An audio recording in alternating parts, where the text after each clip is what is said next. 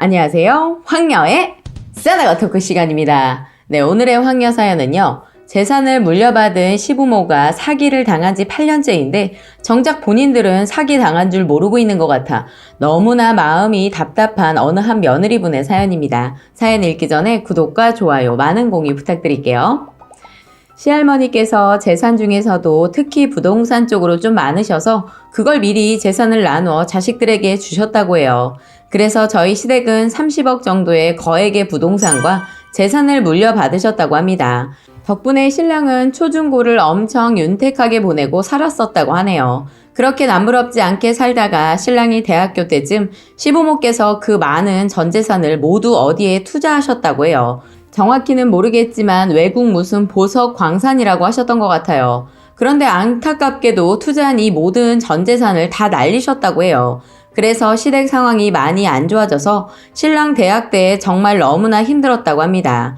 늘 부족함이 없이 자랐었는데 하루아침에 집이 망하니까 심지어 학교 갈 차비도 없을 정도로 힘들었다고 하더라고요. 그런데 설상가상으로 살 집도 없어서 시부모님은 떠돌이처럼 사시고 신랑은 어쩔 수 없이 결혼 전까지 다행히 할머니 댁에서 살았다고 해요.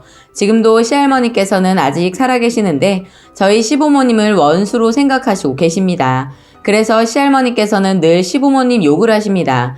제가 인사를 드리러 갔을 때도 쉬지 않고 시부모 욕을 계속 하셔서 계속 듣고 있기가 민망하더군요. 어쨌든 시댁이 이런 상황인 거 알면서도 저는 신랑 성실하고 자상한 사람이라는 거 그거 하나만 믿고 결혼했습니다. 솔직히 시댁 형편 어려운 거 알고 신랑이랑 결혼했는데 결혼하고 보니 좀 속이 터지는 일이 있어서 이렇게 글을 써보네요. 저는 신랑한테 시부모님이 그냥 어디에 투자를 하셨다가 다 날린 거라고 그렇게 들어서 그렇구나 라고 생각했었는데 시어머니께서 자꾸 하시는 말이 그건 날린 게 아니고 투자한 거야. 그리고 좀 있으면 그 돈이 이제 들어올 거야. 조금만 기다려라. 너희 결혼할 때 내가 아무것도 못 해줬는데 돈 들어오면 내가 집 해줄 거야. 이런 말씀을 계속 하시는 거예요.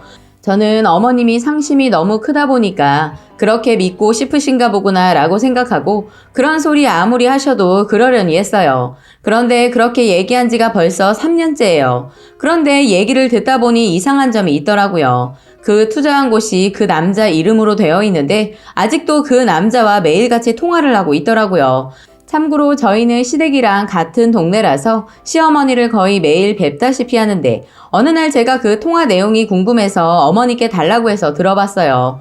통화 내용은 보통 안부나 일상적인 내용의 통화를 하다가 꼭 돈 얘기가 나오더군요. 그분 하는 말이 조지 부시도 그 광산에 투자했다고 하고 또 채권이 뭐 어쩌고 저쩌고 하면서 다음 달이면 돈이 나올 것 같은데 미국에서 돈을 받아오려면 미국에 가야 한다. 미국 들어갈 돈이 없어서 못 갔는데 이번 주엔 돈이 진짜 나온다고 하니까 홍콩에 들어가서 받아올 거다. 그런데 홍콩까지 왔는데 계좌 사용료가 300이 밀려서 돈을 빼내올 수가 없다. 이런 말도 안 되는 개소리를 하는 거예요. 저는 통화 내용을 듣다 너무 어처구니가 없어서 어머니께 말씀드렸어요. 어머님, 이거 진짜 사기예요. 더 이상 이분하고 알고 지내는 것도 안 좋을 것 같아요. 그리고 전화할 때마다 돈을 요구하잖아요. 어머님이 속고 계신 거라고요. 요즘 세상이 어떤 세상인데 이런 걸로 사기를 치고 다니는지 어처구니가 없네요. 누가 이런 걸 믿어요. 어머님 너무 순진하신 거 아니세요? 어머님이 자꾸 이분 전화를 받아주니까 자꾸 돈 요구하는 것 같아요. 다음엔 절대로 그런 말들 받아주지 마세요. 아니, 아예 통화를 하지 마세요. 라고 말씀드렸더니 어머님이 화를 내시면서 내가 얼마를 투자했는데 부정타게 너 지금 무슨 말을 그렇게 하냐? 이럴 거면 집에 오지 마라 하시더군요. 옆에서 지켜보고 있기 너무 속상하고 제 말은 안 들으셔서 신랑 설득해 어머님한테 보냈어요. 그래서 신랑이 어머님한테 번호를 달라고 했나 봐요. 그랬더니 어머님이 거절을 하셨나 봐요. 신랑이 끝까지 설득해서 그분 번호를 알아내자마자 신랑이 보다 못해 바로 그분과 통화를 했나 봐요. 그런데 그 사람과 얘기를 하면 할수록 딱 봐도 그놈들이 사기꾼인 거 알 것 같다고 하더라고요. 그런데 문제는 엄마가 그렇게 안 믿고 있으니 어떻게 해야 할지 모르겠다고 하면서 신랑이 걱정을 말도 못하게 하면서 저에게 전화를 했더라고요. 그래서 시어머니 조금만 더 설득하고 오라고 했습니다. 그래서 신랑이 너무 걱정되어서 엄마를 설득하다 결국 엄마한테 그놈 사기꾼이라고 얘기를 했다가 엄마랑 자기만 싸움만 하다가 왔다고 얘기를 하더라고요.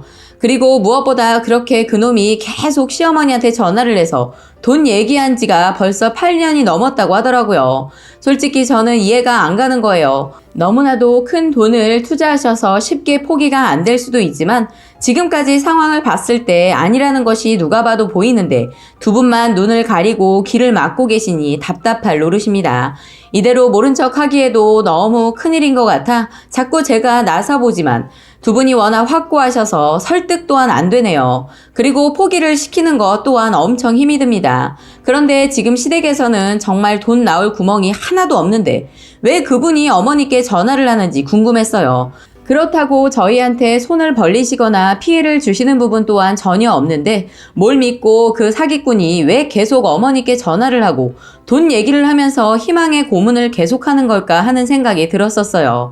그런데 우연히 어머님이 흘려 하시는 말씀이 있었는데 그걸 듣고 경악했네요. 아버님이 그분께 몇백을 해주신 적도 있고 주변 지인들까지 끌어들여 계속 돈을 해준 적도 있었던 모양이에요. 그러다 보니 그놈이 어머니 쪽에서 조금씩이라도 계속 돈이 나오니까 이렇게 오랜 세월 동안 사기를 치면서 희망을 줬던 것 같아요. 사실 이제 이 정도면 솔직히 실패한 투자가 아니고 사기 수준인 것 같은데 한마디로 부정하고 계시는 거죠. 그런데 무엇보다 더 걱정이 되는 것은 시부모님 주변에서 돈을 해줬다는 것입니다. 중간에서 돈을 해준 거나 마찬가지니 시부모님도 사기꾼과 같은 한편으로 잡힐 수 있을 것 같다는 걱정도 되어서 머릿속이 복잡합니다. 그래서 제가 시어머니께 진지하게 그놈 사기꾼인 것 같다고 말씀도 드려봤더니 어머니는 옛날에 그런 것 같아서 다 알아봤다고 하더군요. 그런데 사기꾼이 아니라고 합니다. 단지 돈이 좀 늦어지는 거지 나쁜 사람은 아니다 하시면서 이러고 계세요. 시부모님들은 그놈을 완전히 믿고 있는 거죠. 이 상황을 진짜 어떻게 해야 할까요? 저만 왜 이렇게 속이 타들어가는지 모르겠네요. 신랑은 그 문제에 있어 자기는 더 이상 부모님과 말이 안 통하며 관여하고 싶지 않다고 하면서 우리가 피해보는 거 없으니까 그냥 엄마가 미쳤다 생각하고 한 귀로 듣고 한 귀로 흘려라 합니다. 그런데 이건 흘릴 문제가 아닌 것 같아서요. 그래서 신랑한테 이러다가 진짜 어머님 아버님 두 분 다 사기로 감옥 가시면 어떡해 하니까 신랑이 하는 말이 솔직히 차라리 그렇게라도 감옥에 가셔서 그놈한테 진짜 사기 당하셨다는 걸 받아들이시면 좋겠어 라고 하더군요. 그동안 자기가 그 긴 세월 동안 받은 상처와 고통이 너무 커서 잊혀지지가 않는다고 하네요. 저는 이런 신랑의 말을 들으면서 그냥 두고 지켜볼까 하다가도 너무 걱정되고 답답하다 보니까 차라리 내가 미친 척하고 경찰에 가서 신고라도 할까 생각도 해봤는데 증거가 없으니까 손 쓸 방법도 없고요. 무엇보다 법적으로 정말 아무것도 모르기도 하지만 어떻게 하는 게 좋을지 아무리 궁리해봐도 몰라서 이렇게 조언을 얻고자 글을 남겨보네요.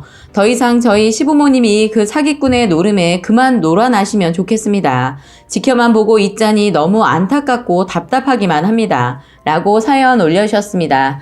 오늘의 댓글 소개해드리겠습니다. 첫 번째, 그나마 사기꾼이 연락이 되니 잘 된 거 아닌가요? 비행기 값 줄 테니 더 투자하고 싶다고 만나자고 해봐요. 그리고 그 자리에서 경찰가 가서 잡으세요.